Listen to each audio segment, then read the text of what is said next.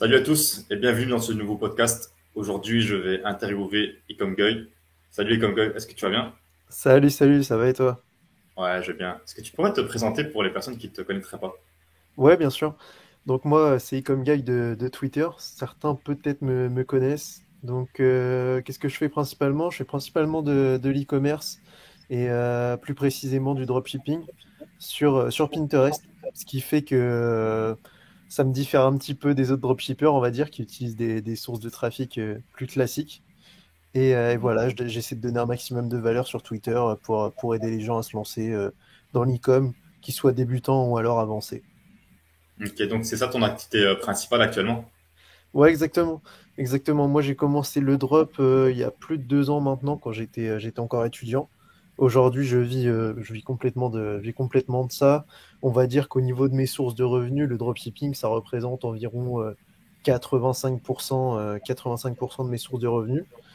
Et pour ce qui est de Pinterest, puisque c'est plus ma particularité, on va dire que justement au niveau de mon année de trafic vers mes sites internet, ça représente pareil 85-90% du trafic que j'amène vers mes sites. Mhm. Ok, ok. Donc ta principale source, c'est vraiment Pinterest. Tu ne fais rien C'est d'autre? ça, c'est ça en fait. On est vraiment sur. Moi, j'utilise beaucoup Pinterest. Avant, j'étais aussi sur TikTok avec de l'organique. Faut comprendre il y a 2 points, enfin, il y a 2 points importants à comprendre quand on parle de sources de trafic. Il y a les sources de trafic payantes et les sources de trafic gratuites. Donc, pour ce qui est des sources de trafic gratuites, on est en réalité sur de l'organique qui a pour objectif de devenir viral sur un réseau social. Donc aujourd'hui, on utilise beaucoup TikTok, comme tu le sais, hein, je suppose, puisque Mhm. TikTok, ça te permet vraiment de faire exploser un compte du jour au lendemain, ce qu'on ne peut pas vraiment faire sur les autres réseaux aujourd'hui. Ça demande beaucoup Mhm. plus de travail. Et donc ça, on s'en sert pour amener du trafic aussi sur des sites internet. C'est une des techniques qu'on utilise en e-commerce, hein, puisque forcément de la visibilité, ça amène toujours des clients. Et après, tu as les sources de trafic payantes, donc tout ce qui est dans lesquels tu rémunères des réseaux sociaux pour qu'ils mettent en avant ton contenu. Donc là, bah, forcément, tu as Facebook Ads, etc., etc. Moi, j'utilise Pinterest, ce qui fait que, il y a très peu de concurrents dessus et ça me permet vraiment d'avoir un monopole sur le marché. Mhm. Ok, donc là maintenant pour lancer un nouveau projet sur de drop sur Pinterest, comment est-ce que tu trouves concrètement cette nouvelle opportunité? Alors en fait, si tu veux, déjà, moi, j'ai été parti sur Pinterest parce que j'avais vu justement cette opportunité-là il y a maintenant 2 ans aussi, en fait, parce que j'ai pratiquement commencé le drop en même temps que j'ai commencé Pinterest. Mhm. Tout simplement parce que de base, je cherchais un moyen d'arrêter de me faire bloquer sur Facebook constamment mes comptes publicitaires. Et en fait, si tu veux, j'ai vu Pinterest, me suis dit, là, il y a quand même un truc à jouer, puisqu'il y a aucun blocage. Et en plus de ça, il n'y a pas beaucoup d'utilisateurs dessus de publicitaires. Et donc, je me dis qu'il y a vraiment un truc à faire. Donc, c'est pour ça que de base, j'ai vu l'opportunité venir. Après, aujourd'hui, j'ai une méthode, si tu veux, qui est toujours la même, que j'applique constamment. Donc, j'ai pas au niveau des nouvelles opportunités sur Pinterest, ça reste à peu près la même chose. Mais par contre, ça m'arrive de toujours chercher des nouvelles opportunités, pas forcément par rapport que au dropshipping. J'essaie de varier de plus en plus mes sources de revenus.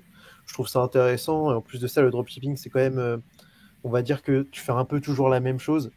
Donc j'essaie d'apprendre des nouvelles choses, etc. Et comment je trouve ces différentes opportunités? Je les trouve beaucoup grâce à Twitter, honnêtement. Il y a beaucoup Mhm. de valeur dessus. Et facilement, je pense que facilement, si on regarde Twitter un peu tous les jours, même sans y passer 1 heure, mais simplement 10-15 minutes, on peut Mhm. trouver franchement une bonne opportunité à tester chaque semaine. Il y a vraiment des personnes qui partagent des bonnes astuces. Je pense particulièrement à Multizouli, je pense que tu connais plus de 17 000 abonnés sur Twitter qui donnent vraiment des bons Ouais. conseils. Et voilà, ce Mhm. type de personnes-là, c'est vraiment des personnes à suivre pour trouver des bons plans par-ci par-là à lancer constamment, quoi. Mhm. Ouais, ouais, je vois. Là, tu as ton idée, tu as ton PC avec toi. Quels sont les premiers pas pour mettre en place cette idée en action? Quels sont les outils ou la technologie que tu utilises, mis à part Ok, Pinterest? ok. Ok, ok. Bah, honnêtement, en fait, ça va dépendre déjà de. Là, je vais parler. Je pense que je vais te donner 2 points de vue. Enfin, je vais te donner un point de vue global. Je pense que ça va être plus intéressant pour toutes les personnes. Le point de vue global, moi, aujourd'hui, si je... bon, je parle pas forcément de dropshipping, je parle pas forcément de Pinterest ou quoi que ce soit. Je parle de vraiment, si tu as une idée, comment est-ce que tu pourrais la mettre en avant? Aujourd'hui, selon moi, le plus important à maîtriser, c'est la viralité. La viralité ça passe par les réseaux sociaux. Donc que ce soit sur Twitter, sur TikTok, etc. Je pense que vraiment, l'objectif à faire aujourd'hui, si on veut vraiment, comme tu as dit, lancer un nouveau projet, etc., ce serait de maîtriser un maximum la viralité sur les réseaux sociaux et je me concentrerai principalement sur TikTok. Donc, l'avantage de TikTok, bah, je l'ai dit tout à l'heure, c'est que du jour au lendemain, tu peux faire exploser un projet. D'ailleurs, si tu regardes tous les, euh, tous les projets, que ce soit des projets d'e-commerce, des projets de SaaS, etc., se mettre sur TikTok pour faire exploser leurs projets. C'est vraiment ce qui marche le mieux. Aujourd'hui, tu as même la monétisation TikTok, tu as pas mal de gens qui en parlent. Vraiment, c'est en train d'exploser. Et en fait, l'avantage d'utiliser les réseaux sociaux, c'est que tu auras toujours de la visibilité. La visibilité t'amènera toujours du trafic. Le trafic, ça t'amène des clients et les clients, bah, ça t'amènera toujours de l'argent derrière. Et si tu arrives à les fidéliser, c'est encore mieux. Donc en vrai, je pense que vraiment aujourd'hui, si tu veux lancer un projet, il faut savoir gérer la visibilité et la viralité sur les réseaux. C'est vraiment le point numéro un. D'ailleurs, j'ai parlé de TikTok, mais tu as aussi Twitter. Tu vois, par exemple, c'est Ouais. un peu ce que fait Sorcier de l'e-com sur Mhm. Twitter pour faire exploser des comptes, pour vendre des formations, etc. dessus. Mhm. C'est vraiment le point clé, quoi. C'est vraiment le point clé aujourd'hui pour tous les projets.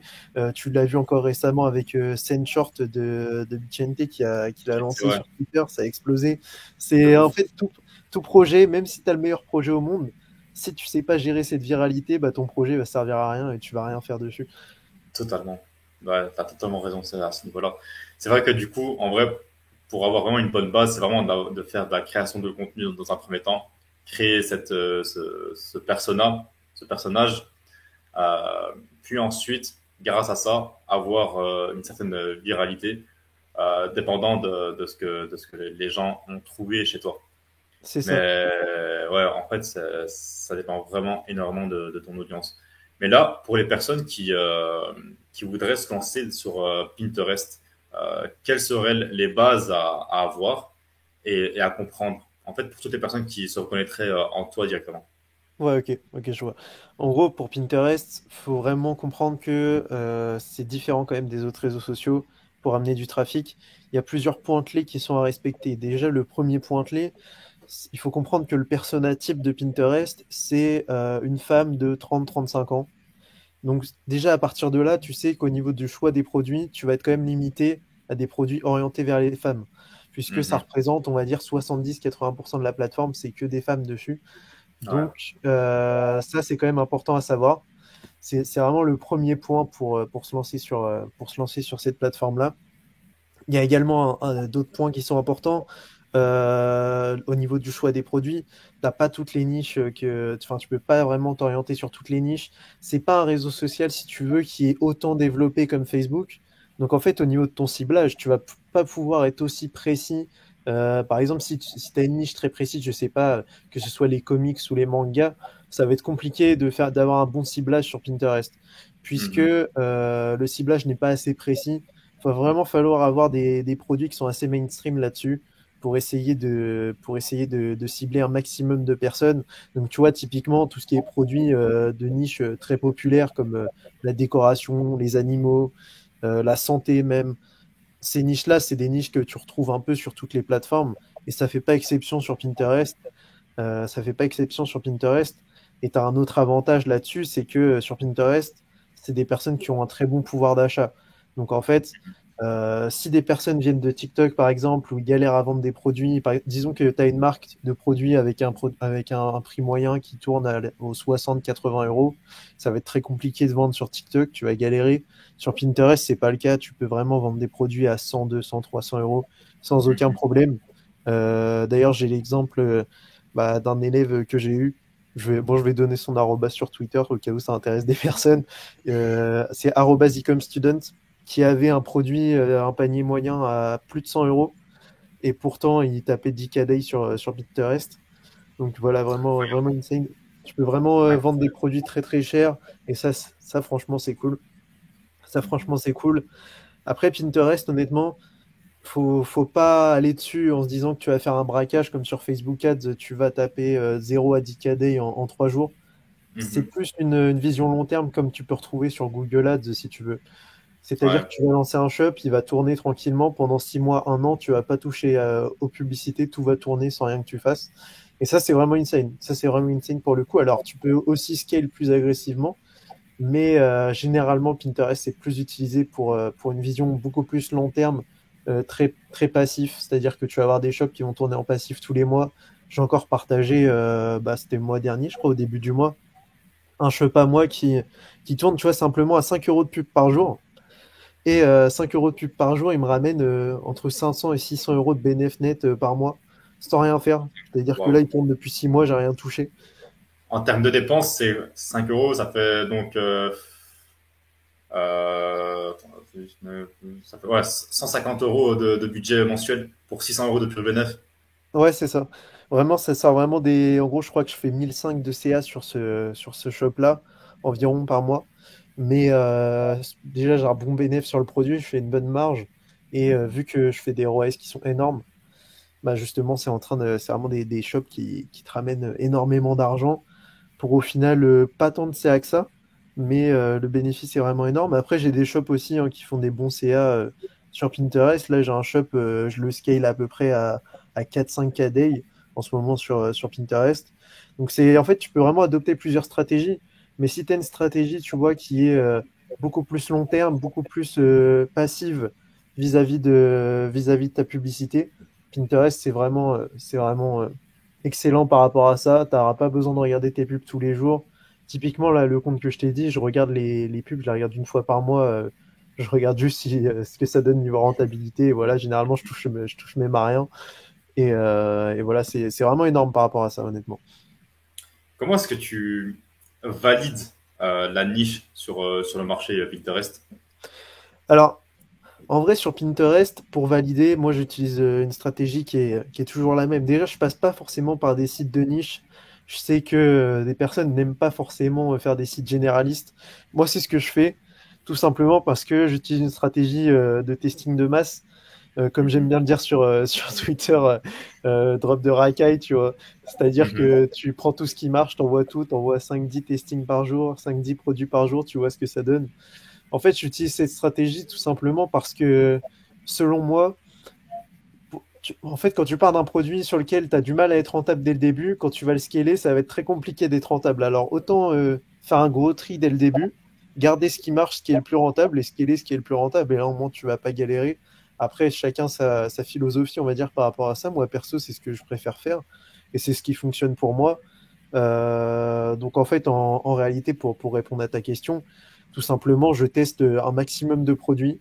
Je me base sur différentes KPI, principalement le pourcentage de clics dans un premier temps pour voir si mon produit plaît. Dans un deuxième temps, le pourcentage d'ajouts au panier pour voir si après, quand l'utilisateur est sur mon site, est-ce que ma page produit convertit ou pas. En réalité, je sais quand c'est un produit qui convertit ou pas, puisque je fais toujours le même type de page produit, tu vois. Donc d'un produit à Mhm. l'autre, je vois si c'est le produit. Au moins, je sais que c'est pas la page qui fonctionne mieux qu'une autre, puisque j'applique le même type d'offre, le même type de style de page produit, que ce soit au niveau du design, etc. Et après, derrière, forcément, le retour sur investissement, qui est quand même le point le plus important, voir si tu es rentable ou pas.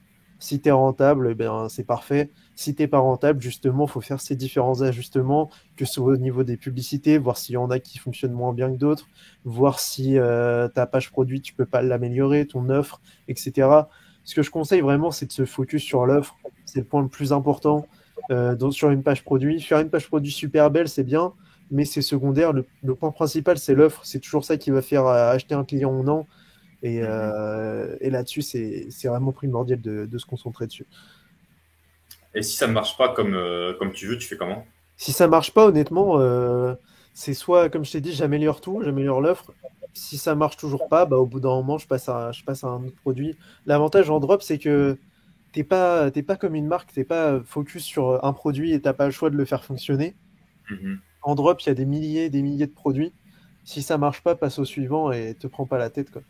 Justement, rester sur un seul produit en dropshipping, se concentrer sur un seul produit, c'est le meilleur moyen de stagner, selon moi, en drop, puisqu'en fait, tu vas tellement vouloir t'acharner sur le produit que même si ça marche pas, eh bien, tu vas stagner, alors qu'à côté, juste t'aurais changé de produit et ce produit-là, et t'aurais fait le CA que t'as fait en un mois et tu l'aurais fait en un jour sans que tu galères, quoi. Mhm. Après, c'est différent, je trouve, parce que on va dire que les personnes qui restent concentrées sur un seul produit, je pense que ils vont pas faire les choses comme du drop de masse, comme, Ouais, enfin, ouais. comme la tech de masse, pardon. Genre, je pense qu'eux, ils vont vraiment retravailler l'avatar client au maximum pour faire en sorte que le produit va fonctionner. Mais c'est vrai que, comme tu as dit, si une personne, on va dire, ne travaille pas son avatar client ou autre, et lancer le produit comme ça, c'est vrai que c'est le meilleur moyen de stagner et de ne pas vraiment chiffrer. Ouais, c'est tout à fait ça, c'est tout à fait ça. Puis en réalité, tu vois, quand tu fais du drop, généralement, quand tu es en marque, c'est que tu as déjà de l'expérience, on va dire, marketing digital, etc., que tu t'y connais déjà. Généralement, il y a beaucoup de mecs qui sont en marque, c'était en fait de base, avant, ils faisaient du drop, mais ils sont passés en marque avec l'expérience. Et donc, quand tu débutes, rester sur un seul produit, pour moi, c'est compliqué. Mais c'est sûr, Mhm. comme tu dis, il faut travailler l'avatar client. En fait, c'est des choses qui sont compliquées à mettre en place quand tu t'y connais pas trop. Et après, c'est sûr que quand tu commences quand tu as déjà bien chiffré en drop, tu peux te permettre justement de faire des testings plus poussés dans lesquels tu vas vraiment développer tout ton avatar, etc. Développer même du trafic en organique, justement en cherchant la viralité hors publicité sur les réseaux sociaux. Ça, c'est vraiment important pour les marques aujourd'hui, hein.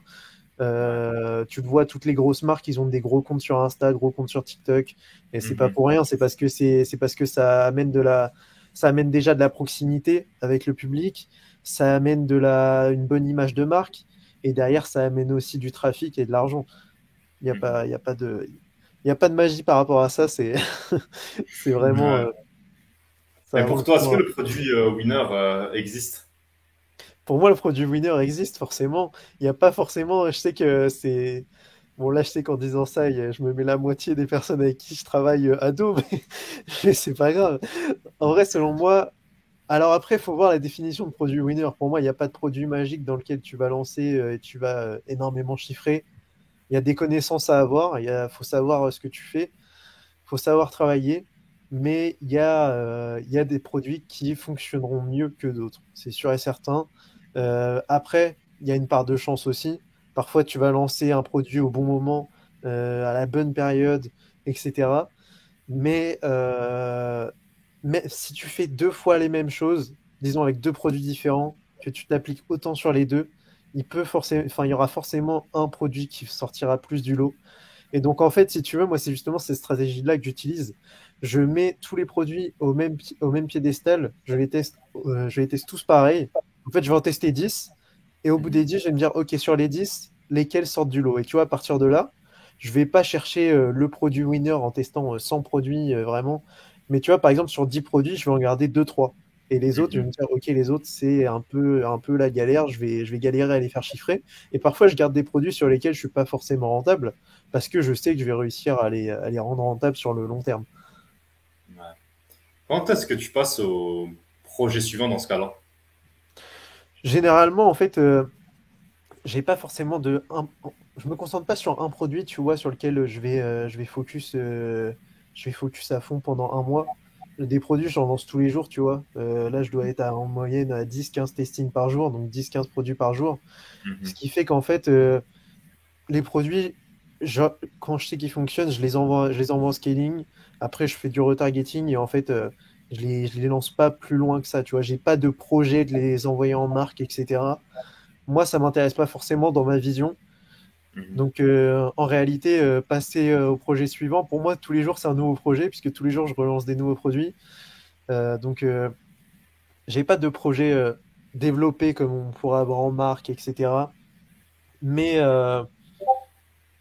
pour moi, passer à un autre projet, c'est plutôt, tu vois, m'intéresser à Pinterest quand ça marche sur Pinterest, passer sur un autre réseau pour essayer de rendre le produit rentable sur un autre réseau. Tu vois. Mais Mhm. j'ai pas Ouais. vraiment de projet plus poussé que ça. Plus poussé que ça. Je reste sur du drop classique. Pour moi, ça fonctionne. Non, le drop n'est pas mort en 2023. Et, et voilà. À bon entendeur. Mais pour toi, le drop, c'est un tremplin ou bien ça peut être vraiment quelque chose dans lequel tu vas vivre avec dans le temps? Alors, ça va dépendre de la vision que tu adoptes, encore une fois. Déjà, selon moi, en fait, les deux peuvent être vrais. Dans ce que tu as dit, les deux fonctionnent. Ça peut être un tremplin pour quelqu'un qui a une vision plus de marque. Et dans ce cas-là, ce sera un tremplin de partir sur de base en drop, développer tout ça en marque, etc., partir sur du stock. Mais ça peut aussi être quelque chose sur lequel tu peux vivre vraiment sans souci. Tu vois, moi, c'est mon cas et c'est le cas de beaucoup de personnes que je connais. En fait, c'est vraiment deux choses différentes, hein.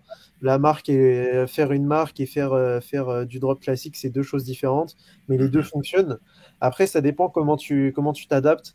Typiquement, tu vois, si je ferais ce que je fais, par exemple, sur des plateformes comme Facebook et TikTok, je pense que ce serait beaucoup plus compliqué parce que c'est des plateformes dans lesquelles tes publicités ont des espérances de vie beaucoup plus faibles. C'est-à-dire Mhm. que tu vas faire un one-shot pendant un mois, 2 mois, et après ton produit va ne plus fonctionner. Alors que si tu adoptes des stratégies, tu vois, par exemple sur Google et justement sur Pinterest, qui sont des plateformes beaucoup plus long terme, là, tu vas pouvoir monter un shop et ton shop va être automatisé et il va tourner pendant 6 mois, un an et demi, 2 ans. Mhm. Et à côté, tu vas monter d'autres shops, tu vois. Donc en fait, tu auras des shops, un 2 3 4 5 6 7 shops. Et derrière, tu tournes avec 6 7 shops et tu continues d'en faire. Et en fait, tes anciens shops fonctionnent toujours et vont pas s'arrêter. Et en fait, si tu veux, ton capital financier fait que d'augmenter petit à petit, par palier. T'as un shop, ok, après tu passes au deuxième, tu le doubles, tu passes au troisième, tu le triples, etc., etc., etc. Et en réalité, ça continue comme ça. Après, parfois, forcément, tu as quand même des petites variations, hein. Mhm. Typiquement, pendant Logique. le Q4, généralement, tu fais toujours un peu plus d'argent. Mais Mhm. moi, personnellement, je suis plus sur une stratégie long terme. Ça m'intéresse pas forcément de taper 10, 15, 20 KD tout le temps, à toutes les périodes de l'année. Bien sûr, quand tu arrives au Q4, c'est quand même important de monter sur des chiffres comme ça. Mais Mhm. tu vois, stabiliser à des 2, 3, 4 KD, ça me va très bien puisque je sais que du jour au lendemain, je vais pas passer de 2 à 0 et pendant un mois, je vais devoir retrouver un produit pour remonter et refaire de l'argent, quoi. Ouais, ouais, je vois. Bah écoute, merci à toi, Icom. C'était un Merci à plaisir. toi. Où est-ce qu'on pourrait te retrouver sur les réseaux? On peut me retrouver sur Twitter, @ecomstuff. Du coup, ecomguy était déjà pris. D'ailleurs, si tu regardes, si tu regardes l'interview, n'hésite pas à me le laisser, ça m'arrangera. Et également sur le Discord du Cercle. Donc, un Discord que j'ai créé dans lequel vous pouvez poser toutes vos questions. N'hésitez pas, on pourra vous aider. On Ça va, pourra dans un tous petit les cas, peu. je mettrai ton lien Twitter en description, ainsi que ton Discord pour toutes les personnes qui seraient intéressées par Pinterest, mais par prendre un coaching avec toi, parce que c'est vrai que Pinterest, c'est quand même très, très, très sous-coté comparé à Facebook, voire même TikTok. Ouais, c'est C'est ça. c'est C'est quand beaucoup. même. En fait, c'est assez niché comme plateforme, honnêtement. Il n'y a pas beaucoup de personnes encore dessus. Aux US, il y a beaucoup plus de monde, mais en Europe, limite, on est tout seul, tu vois, c'est vraiment l'océan bleu, tu peux vraiment te placer, être tout seul, tu as le monopole sur ton produit et personne viendra t'embêter. Mhm. Bah écoute, merci énormément pour ton temps. Je te souhaite énormément de réussite par la suite. Et de toute façon, on reste en contact, hein, dans tous les cas. Ouais, bien sûr, bah merci à toi, hein. Merci à toi. Merci à toi, salut. Salut, salut. Bon les gars, voilà, c'était la fin de de ce podcast avec Ecom Guy. J'espère que vous avez kiffé. N'hésitez pas à vous abonner, à commenter, à rejoindre Ecom Guy dans son Discord et à le suivre sur Twitter. Et on se retrouve pour un prochain podcast. Allez, salut.